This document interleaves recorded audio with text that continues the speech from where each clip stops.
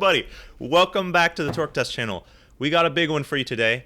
Well, that might be an understatement because this is about as big as it gets. The Milwaukee 2868-20 1-inch D handle that we bought brand spanking new 100% thanks to you. If you're watching this video, have purchased a t-shirt from our shop, which is especially poignant today given we'll be testing Rambo, or even just shopped after clicking one of our links, you and only you made it possible for us to purchase this impact wrench that goes for $800 bare or $1,300 as a kit only months into this channel's life. Imagine what we'll be able to accomplish years from now. While those dollar figures are definitely flashy, just look at this thing. Picking this up and moving it around with its sort of ratcheting position D handle. Unless this makes less power than its 1-inch pistol style high torque we previously tested, it's hard to feel like you're not getting your money's worth right out of the box. At least this bare tool, this only costs $100 more than that tool, and you're clearly getting a whole lot more junk in the trunk everywhere. That's of course a downside as well. At 21 pounds and especially its 17.9-inch length, it's certainly not going to be getting bonus points on our large drive size rank chart with those specs. But big specs it does have everywhere in spades. Milwaukee advertises this tool at 1900 foot-pounds fastening and 2000 foot-pounds nut-busting torque. That's a whole lot of beans. In honor of this occasion, we've designed an all-new construction-style sort of t-shirt with the beans we mention so often on this channel elegantly displayed. Link below or click the box at the end of this video. The last time we saw such insane specs from a tool was the 2867-20, which really brought the heat, but mainly in that forward direction. Marketed as sort of a metalworker sidekick, that tool seemed to really be able to fasten some of the biggest bolts out there. We're talking about the girders and I-beams of skyscrapers. This is what they're using. But not really make a splash in reverse, which is where guys like us and heavy equipment and 18-wheeler diesel guys might be using it.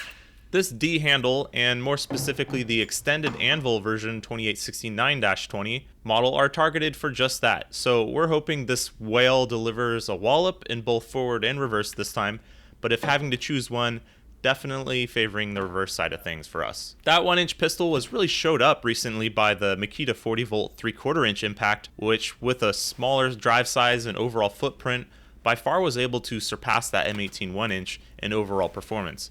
If you have a moment, definitely check out that video because it's a good one. That brings us to this M18 Rambo, as we call it. As you might have seen from this week's episode prior, we used this guy to punish ball joint presses to their limits and find out where those limits were, and we plan to use this tool for all sorts of things on the channel that we'd like to break. What's both impressive and sort of head-scratching about this tool is its 18-volt architecture.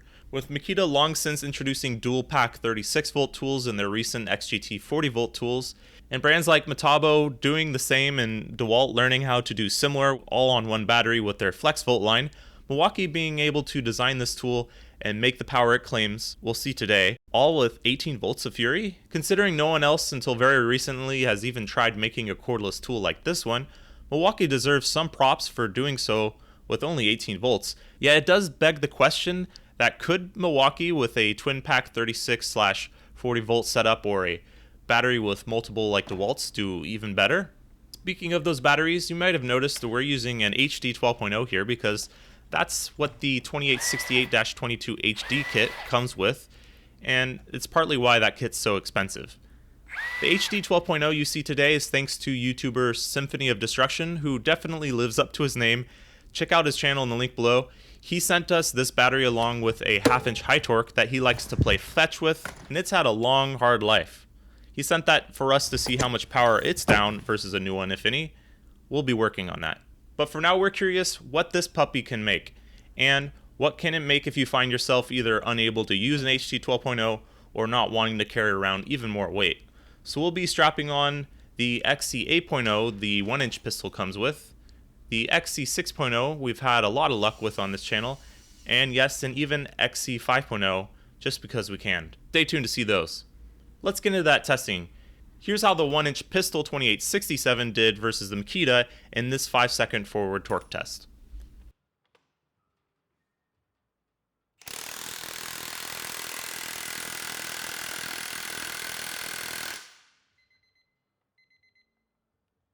$725, that thing loves forward torque. It absolutely kills it there. With the HD 12.0 battery and the 1-inch shallow socket on the end that weighs only a hair more than our normal half-inch, here's the 1-inch D handle.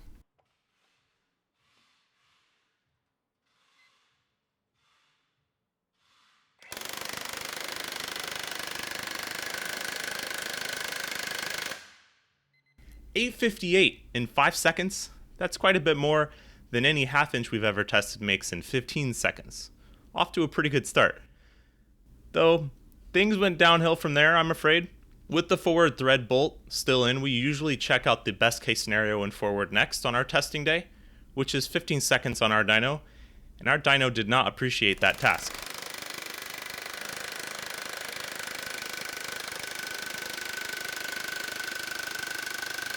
It made power, but as you can see, it really flattened out at one point. That's not the tool flattening out, that's the slow death of this dyno. These bolts you see on the side are really just guide bolts so that when we take the main test bolt out, everything stays in place, but these became bound up after this run, which means only one thing: the faceplate got turned into a U shape. Here's what that looked like after the run. This is a 1-inch thick cold form steel plate, just not up to the task. So we went and picked up a bigger piece. As you'll notice on the dyno now, this is a 1 1/4 inch thick, so it's thicker and also wider to allow for more meat around the bolt hole. Our second test is normally max torque, 10 seconds in reverse. With our thicker faceplate now on the dyno, let's jump into that. The 40 volt Makita spanked the 1-inch pistol in this test, so let's see if the 1-inch 2868 D handle can redeem things for Team M18 with all the tools on screen here.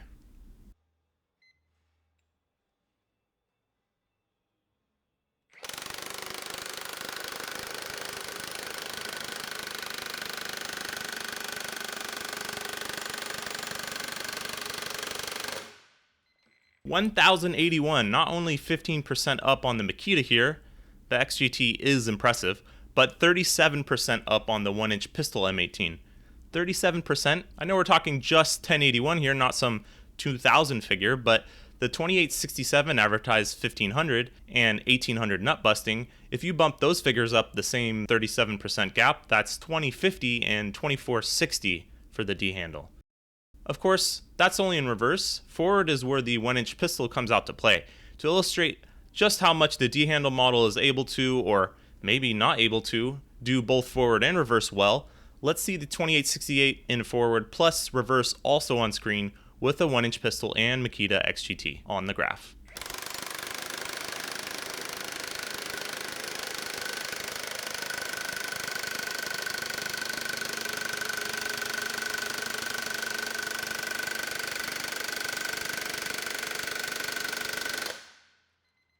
$1,185 and even more in reverse. This is really an 18-wheeler roadside mechanics wet dream.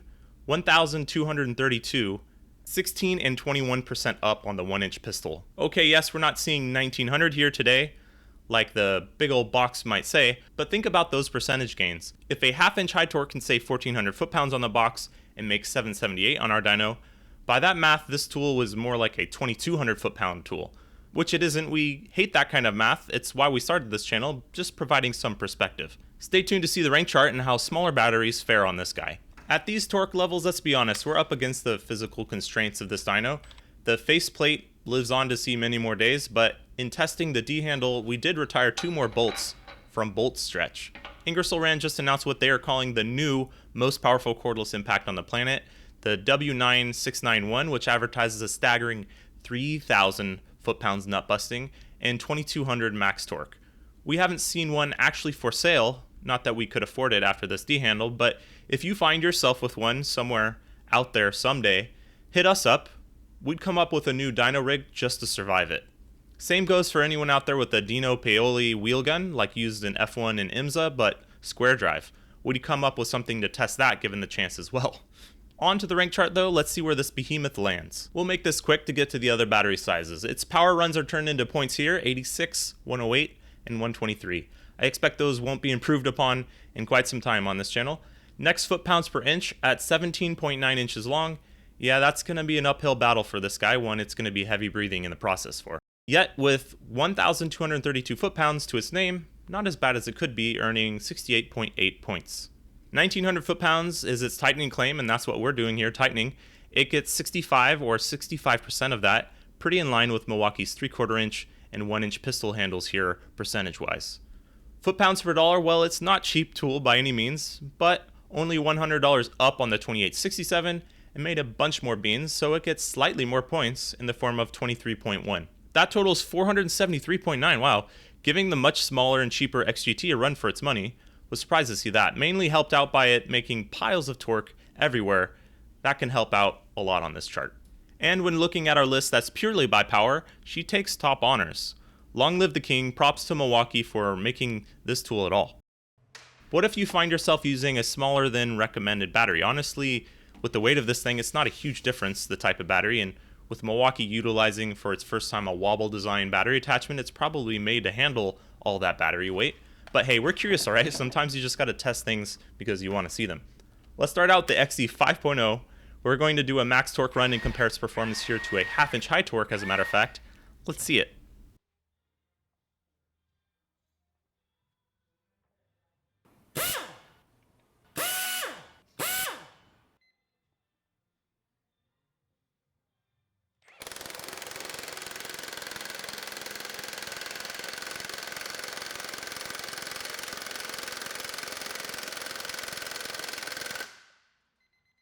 $765, a whole lot more dynamic force per blow down low, but ultimately not a lot more useful than a 1/2 inch high torque using that same exact battery. So yeah, just don't do it. Dropping the high torque from the graphs now, let's see the XE 6.0.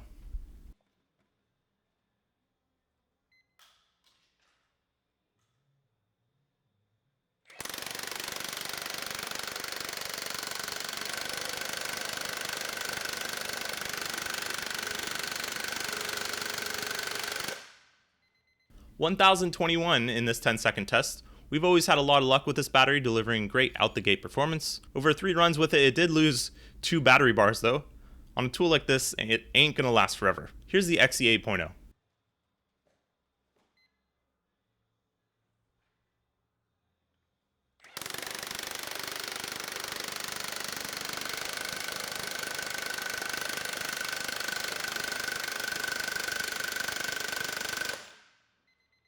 $11.19, damn. And before you ask, we did try this on a 15-second run. It doesn't make a whole lot more than this, and it did not match the HD 12.0 in its BCS test. But in this shorter test, somehow at least, matching the HD 12.0 and passing the XC 6.0, we think due to less voltage drop with higher capacity on a high draw tool like this, but versus the HD 12.0, we don't really have any idea. But close enough to call it a wash for these shorter runs. We are very happy with our purchase. Not having to lug this thing around all day is even a bonus, and just using it for special events, it's great. And when you consider Milwaukee's 1/4 inch pop riveter costs the exact same as this bare tool, yes, let me say that again, their 2660-20 costs the same as this impact tool, $800, it kind of makes you start to think it's practically a steal. The cost of materials to make a tool of this scale, a damn soda spray gun costs more, and well, I'd venture to guess that's probably cheaper to make. You can see why we put this gun on a t-shirt. Until we're proved otherwise, it certainly deserves to be the Rambo of the tool world. Subscribe to see more testing like this, as well as this tool killing more ball joint presses and, well, anything else you guys want us to pulverize in the future. Thanks for watching.